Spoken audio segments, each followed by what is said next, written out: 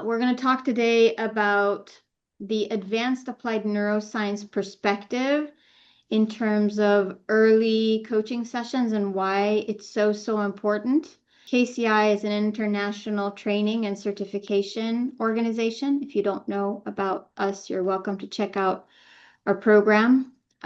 We specifically focus on advanced applied neuroscience, which means that this is a supplemental approach to traditional neuroscience coaching approaches. If you already have background in neuroscience, although you don't need any background in neuroscience to enjoy today or any of our programs. So what we find is that the early coaching sessions are very important. Probably one of the highest tension points through the coaching process in terms of, on one hand, concerns that the client doesn't necessarily know how this is going to go, or maybe concerned about sharing what's hard for them or what they need to focus on. And then on the other part, this is a moment that has a lot of momentum because it's the beginning and they're coming in with energy that is propelling them forward, typically, if they haven't been sent by someone else. And before I share how we do it from an advanced applied neuroscience perspective, but how you resolve that gap to really create that wow experience for the clients in the early sessions.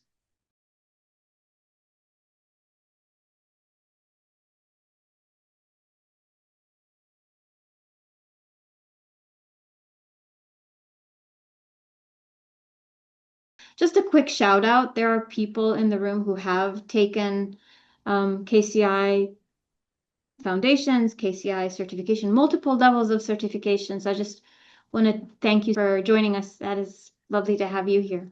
So from an advanced applied neuroscience perspective, trust building and other kinds of components rapport building and other things that we're more familiar with, I'm gonna pay less attention to, only because I assume everyone in the room is quite familiar with connecting with clients and building that rapport and creating trust. We're super interested when we work with experienced coaches about how you can really tap into the potential of this phase and create momentum for the entire process. How can you really create a wow experience? And one of the things that we find is most powerful is to help the client bridge or minimize the gap between the client's experiencing self and the client's knowing or thinking, or what we call narrating self. This terminology comes from neuroscience work. If you're familiar with split brain experiments, I mean, our brain is complex and it's not made up of two identities in any way, but in the sense of how we experience the world, one of the things that comes up very clearly in split brain patients with split brain research is that the way they experience the world is distinctly different than how they narrate the world.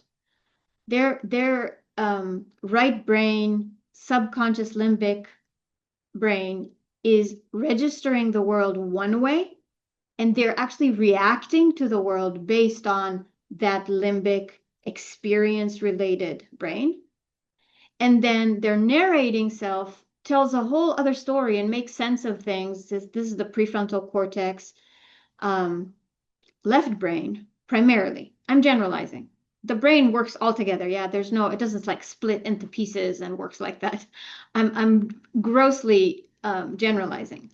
But primarily, the narrating self comes from the left prefrontal cortex. And then the result of that is that there's a mismatch between the stories we're telling ourselves about ourselves and how we actually interact with the world and how we experience the world. What's interesting from an advanced applied neuroscience perspective is that if you kind of learn to listen when the client is talking, to start listening to which part of their brain is talking, start noticing the difference, right? So if I ask you, I used to be an HR director for 5 years of my life, and many years ago. This is going back more than 20 years ago. But I remember when I used to do interviews, one of the things we used to do is we used to ask for, we would say, what would you do in a situation when, and then the client actually tells you, and you ask for a specific situation, right? When they talk to their boss, like an actual event that they interacted or they did something. It's so much more revealing when you tell me of an event and how you interacted and what you did than for you to tell me your made up conclusions about yourself, right? I'm good at negotiating conflicts. Well, can you give me an example of a conflict where you interacted with someone? Well, now if I have to go back to that example, what you're going to find is that a different part of the brain is talking. Right? If I go back to Tuesday and start telling you how the conversation went, I actually have to go in my brain in order to recall that event. I actually have to go in my brain into a part that is not the narrating part. It's the experience part. And so that's where we find the gap. To even hear the gap, right? To even pick up that there's a gap between the narrating self and the experiencing self, you have to invite the experienced self into the session. If you keep talking to the narrating self, you may find kind of glitches in logic, or things don't make sense, or how's this possible and that's that possible, and then you kind of need to have the narrating self explain how the gaps are bridged, right? Which the narrating self can do pretty damn well, but you've not made any progress in making the connection between the experiencing self and the narrating self.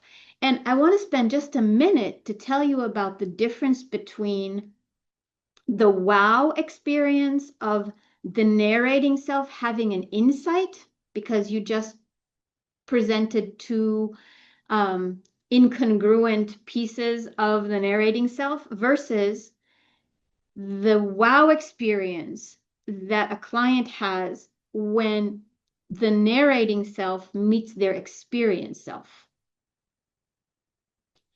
It's a completely different type of wow. It's a wow that feels seen. It's liberating in ways that it's hard to explain in words because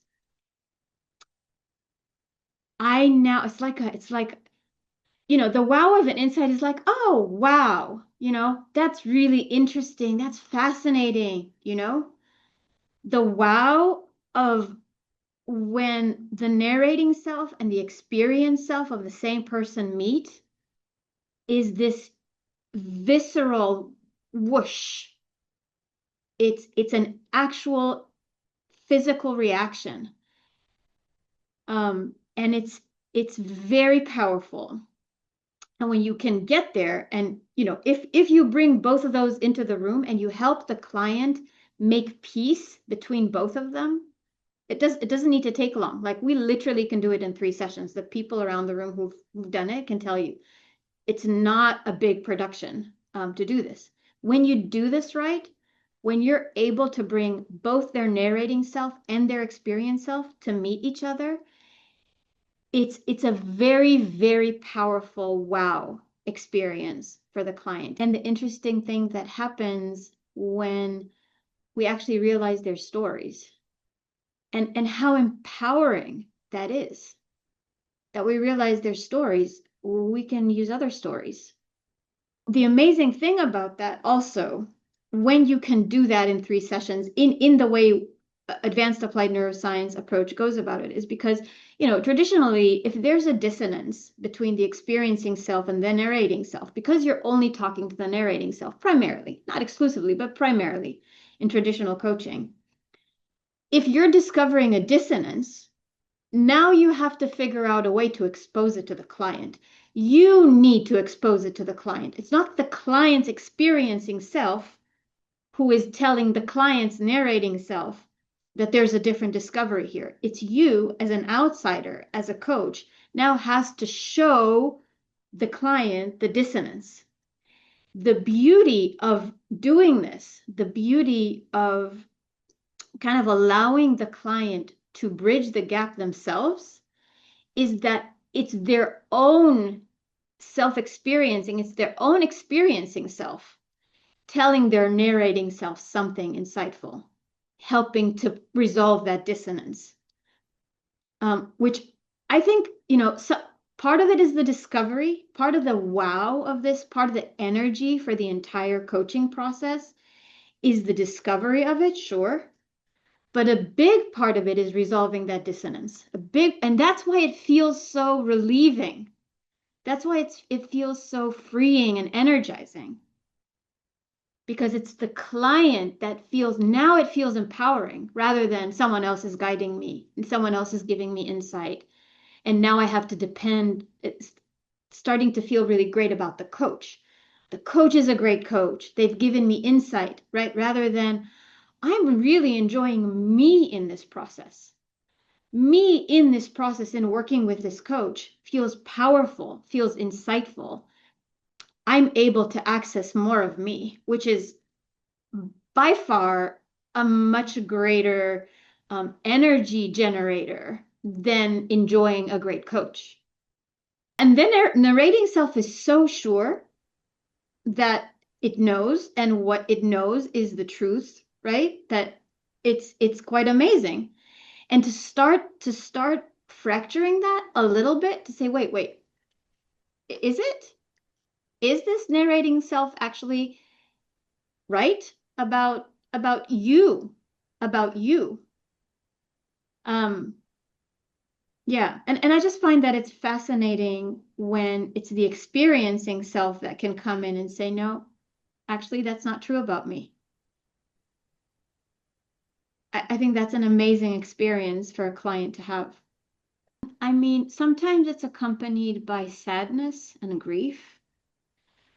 I've seen that a lot, but it's not grief. We used to have a joke going around early on in the early KCI days, and we don't say it anymore. It's a good one, though. We used to say, I'm really glad you're suffering. I'll explain what I mean by that. So, my theory back then was that there's good pain and bad pain, right? Like if you just got, you just cut you're cutting vegetables and you just cut yourself in the kitchen, maybe that's not pleasant pain. I mean, that's not good pain. Yeah. But, if anyone's given birth around the room or observed others who've given birth, there's giving birth is not a bad pain, meaning you're not in pain because something bad is happening to you. You're in pain because something wonderful is happening, right? So there's types of suffering, I'm going to call, and grief. Some types of grief are part of what I'm going to call good suffering. Is it pleasant to discover the gap between your narrating self and your experiencing self? I've very rarely seen it, pleasing to the person who's going through the experience, but it's a relief. And it feels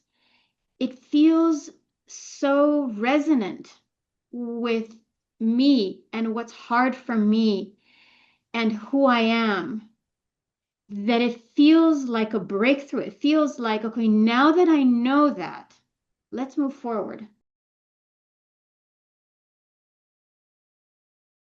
If I had to leave today and say, what can you take away from today right now, start doing differently, is I would say even before you start using different techniques, start noticing which part of the brain is talking. Like start becoming really nuanced about when your client is talking, which part of their brain is talking to you. The narrating self sounds a lot more composed. They sound like they're talking about something. The experiencing self is in the experience. So it talks differently. It looks differently. It feels differently. It sounds differently. start noticing when your client is engaging their prefrontal cortex, left brain. When are they engaging their limbic system, right brain?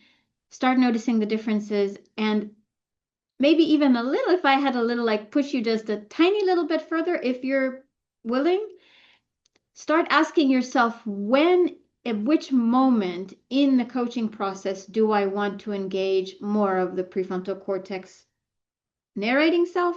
When do I want to engage more of the limbic system experiencing brain? When does it serve me to use one for the clients, to support the client? And when does it help to come back to the prefrontal cortex, right? So kind of negotiating with those brain parts on purpose, even if you don't know how to do it yet necessarily, or if you don't have all the techniques necessarily. I'm sure you have some. Just starting to notice it is very, very helpful.